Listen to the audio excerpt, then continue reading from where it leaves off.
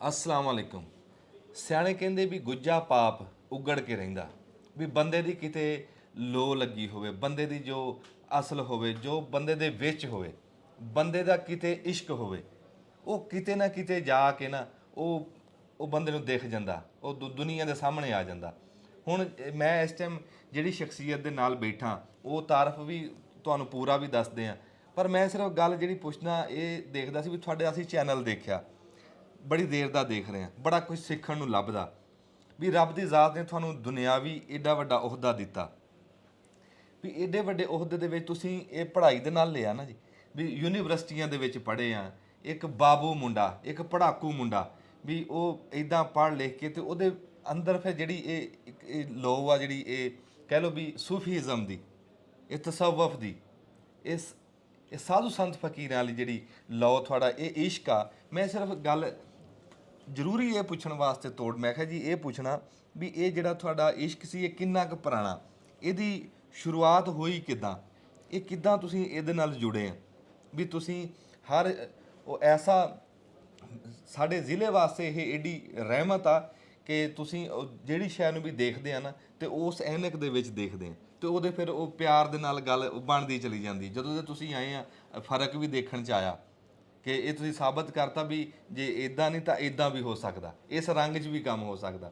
ਤੇ ਉਹ ਮੈਂ ਦਿਲ 'ਚ ਮੇਰੇ ਇਹ ਗੱਲ ਸੀ ਕਿ ਮੈਂ ਸੈਯਦ ਸਲੀਮ ਸ਼ਾਹ ਸਾਹਿਬ ਇਹਨਾਂ ਨੂੰ ਪੁੱਛੂੰਗਾ ਜ਼ਰੂਰ ਵੀ ਤੁਹਾਡਾ ਇਹ ਇਸ਼ਕ ਕਿੰਨਾ ਪੁਰਾਣਾ ਤੇ ਕਿੱਦਾਂ ਤੁਹਾਨੂੰ ਲੱਗਿਆ।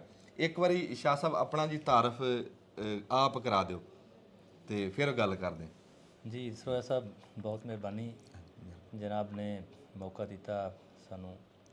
असल मैं एज आ SC फैस्को सर्व कर रहे हैं इत्थे माशाअल्लाह, और मैनू कोई 1 साल हो गया है कि अल्लाह ताला ने मैनू जड़े इस इलाके दे लोग है उन्हां दी खिदमत दा एजाज़ बख्शिया है माशाअल्लाह, और माशाअल्लाह। मैं पूरी कोशिश कर रहा कि जिहड़ी जिम्मेदारी मेरे रब ने मैनू दी है, मेरे डिपार्टमेंट ने मैनू दी है, मैं ਉਹਦੇ ਨਾਲ ਐਸਨ ਤਰੀਕੇ ਨਾਲ ਉਹਦਾ ਭਰਾ ਹੋ ਸਕਾਂ। ਵਾਹ ਵਾਹ।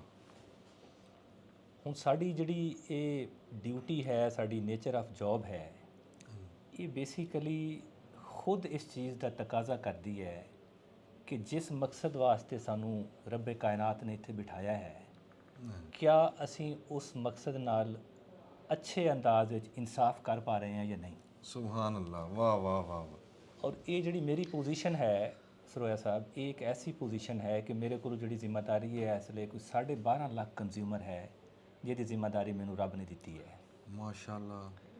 और मेरी ये कोशिश है कि मेरे को जेड़ा बंदा भी इत्थे दफ्तर पहुँच के आया या किसी बंदे का जोड़ा मसला है मेरे नॉलेज आया है, हाँ जी, और मैं हर मुमकिन कोशिश की है कि उहदा ये मसला हल किया जाए। वाह वाह वाह। बाकी तुहाडा ये क्वेश्चन कि ये ਜਿਹੜੀ रूहानीयत है इस नाल मेरा लगाओ किस तरह होया है और ये कितना अरसा होया है।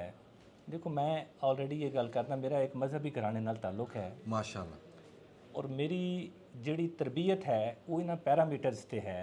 वाह वाह वाह। कि असी हकूकुल्लाह दे नाल नाल जिहड़े हकूकुल इबाद है इन्हां दी अदायगी भी करनी है। वाह वाह वाह।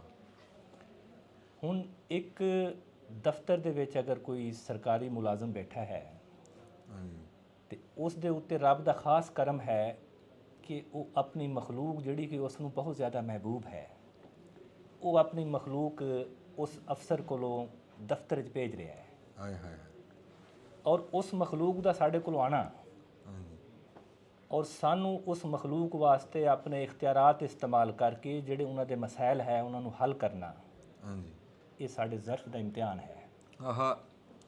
कि जिस मकसद वास्ते सानू इत्थे बिठाया गया है, असी उस बंदे दी इत्थे आन नाल उस मकसद दी अदायगी अच्छे अंदाज विच कीती या नहीं कीती। ये वो पोजीशन है कि जिस दे उत्ते बैठ के मैं जन्नत भी खरीद सकदा, और अगर कोई दोज़ख दा खरीदार है तो वो उहदे वास्ते भी तगो-दो कर सकता है। वाह वाह वाह। इस विच अगर तुसी देखो कि जिहड़ा साडा ये रूहानी निज़ाम है, मेरी रूहानीयत नाल शुरू दी बहुत लगाव है, और ये साडा जिहड़ा मुंडेन सिस्टम है, ये दुनियावी निज़ाम है, हाँ जी, इस निज़ाम के बिल्कुल पैरेलल एक स्पिरिचुअल निज़ाम है जिहड़ा कि असल निज़ाम है।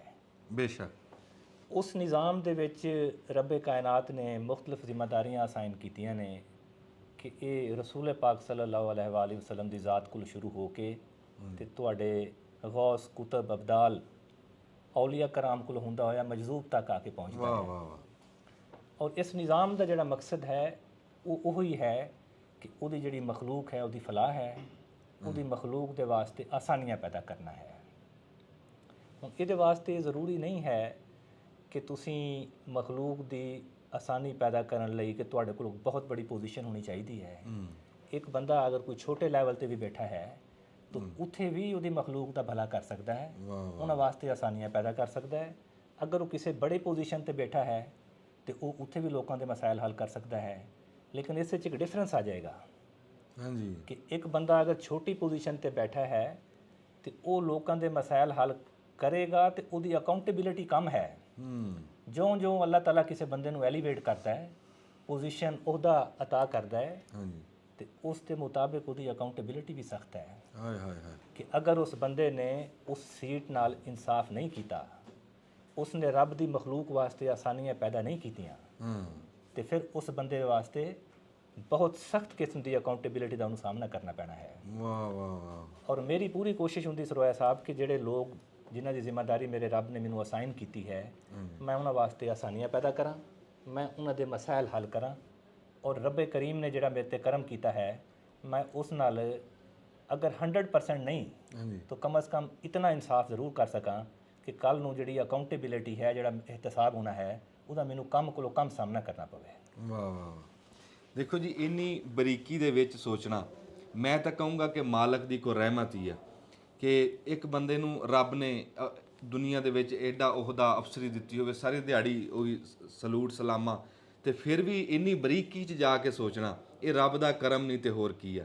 ਇਹ ਸਬਕ ਹੀ ਹੋ, ਇਹ ਦਰਵੇਸ਼ ਦਾ ਸਬਕ ਹੀ ਹੋ ਸਕਦਾ, ਇਹ ਦੁਨੀਆਦਾਰ ਦੇ ਵੱਸ ਦੀ ਗੱਲ ਨਹੀਂ। ਤੇ ਸ਼ਾਹ ਸਾਹਿਬ, ਬਹੁਤ ਚੰਗਾ ਲੱਗਾ ਤੁਹਾਨੂੰ ਮਿਲ ਕੇ।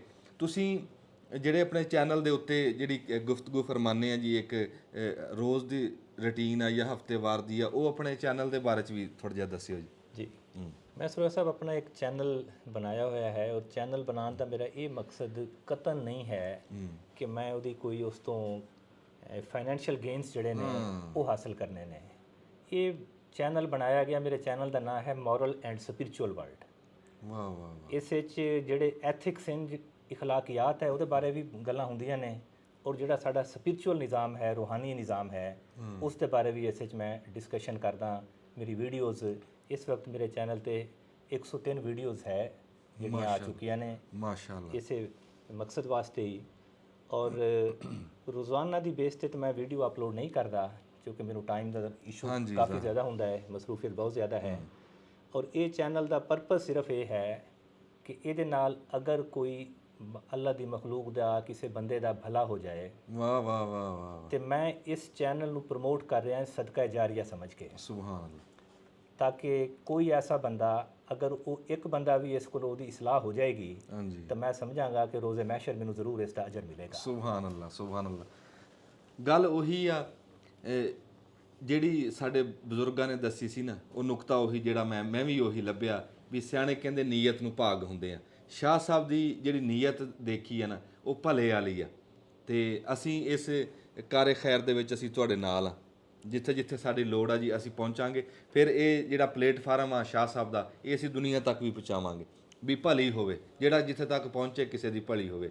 ਤੇ ਅਸੀਂ ਤੁਹਾਨੂੰ ਦਾਵਤ ਵੀ ਦਿੰਦੇ ਹਾਂ ਜੀ ਆਪਣੇ ਪਿੰਡ ਦੀ ਕਿ ਸਾਨੂੰ ਕਿਸੇ ਦਿਨ ਇੱਜ਼ਤ ਬਖਸ਼ੋ, ਉੱਥੇ ਬਹਿ ਕੇ ਵੀ ਗੱਲਾਂ ਬਾਤਾਂ ਕਰੀਏ। ਜੀ ਠੀਕ ਹੋ ਗਿਆ ਸਰੋਇਆ ਸਾਹਿਬ, ਇਨਸ਼ਾਅੱਲਾ ਮੈਂ ਕੋਸ਼ਿਸ਼ ਕਰਾਂਗਾ ਇਨਸ਼ਾਅੱਲਾ ਕਿ ਐਜ਼ ਅਰਲੀ ਐਜ਼ ਪੋਸੀਬਲ ਮੈਂ ਜਨਾਬ ਕੋਲੋਂ ਚੱਕਰ ਲਾਵਾਂਗਾ। ਹਾਂਜੀ, ਤੇ ਬਾਕੀ ਤੁਸੀਂ ਜਾ ਕੇ ਜਿਹੜਾ ਚੈਨਲ ਦਾ ਨਾਮ ਦੱਸਿਆ ਸ਼ਾਹ ਸਾਹਿਬ ਨੇ, ਉੱਥੇ ਜਾ ਕੇ ਵੀ ਤੁਸੀਂ ਗੁਫ਼ਤਗੂ ਸੁਣ ਸਕਦੇ ਆ। ਤੇ ਅਸੀਂ ਬੜੇ ਸ਼ੁਕਰਗੁਜ਼ਾਰ ਆ ਸੈਯਦ ਸਲੀਮ ਸ਼ਾਹ ਸਾਹਿਬ ਦੇ ਕਿ ਜਿਨ੍ਹਾਂ ਨੇ ਸਾਨੂੰ ਖਸੂਸੀ ਟਾਈਮ ਦਿੱਤਾ ਤੇ ਇਹਦੇ ਖਾਸ ਟਾਈਮ ਮਸਰੂਫੀਅਤ ਦੇ ਵਿੱਚੋਂ ਟਾਈਮ ਕੱਢ ਕੇ ਸਾਨੂੰ ਇਨਾਇਤ ਕੀਤਾ। ਫਿਰ ਉਤੋਂ ਫਿਰ ਗੱਲਾਂ ਉਹ ਕੀਤੀਆਂ ਵੀ ਜਿਹੜੀਆਂ ਮੈਂ ਕਹਿੰਦਾ ਜਦੋਂ ਦਾ ਮੈਂ ਇੱਥੇ ਬੈਠਾ ਨਾ ਜੀ, ਮੈਨੂੰ ਕੋਈ ਨਾ ਕੋਈ ਸੁਨੇਹਾ ਹੀ ਲੱਭਿਆ, ਕੋਈ ਸਿੱਖਣ ਨੂੰ। ਮੈਨੂੰ ਇਦਾਂ ਲੱਗਦਾ ਸੀ ਵੀ ਜਿੱਦਾਂ ਕੋਈ ਬੰਦੇ ਦਾ ਮਾਂ ਪਿਓ ਬੈਠਾ ਨਹੀਂ ਸਮਝਾ ਰਿਹਾ ਹੁੰਦਾ, ਇੱਦਾਂ ਮੈਂ ਬਹਿ ਕੇ ਉਦੋਂ ਦਾ ਅੱਖ ਨਹੀਂ ਝਮਕੀ, ਇੰਨਾ ਟਾਈਮ ਲੰਘ ਗਿਆ ਪਤਾ ਵੀ ਨਹੀਂ ਲੱਗਾ। ਤੇ ਇਦਾਂ ਹੀ ਤੁਸੀਂ ਜਾ ਕੇ ਵੀਡੀਓ ਦੇਖੋਗੇ, ਤੁਹਾਨੂੰ ਵੀ ਇਦਾਂ ਹੀ ਲੱਗੂਗਾ ਵੀ ਜਿਵੇਂ ਸਾਡਾ ਮਾਂ ਪਿਓ ਬੈਠਾ ਬੋਲਦਾ।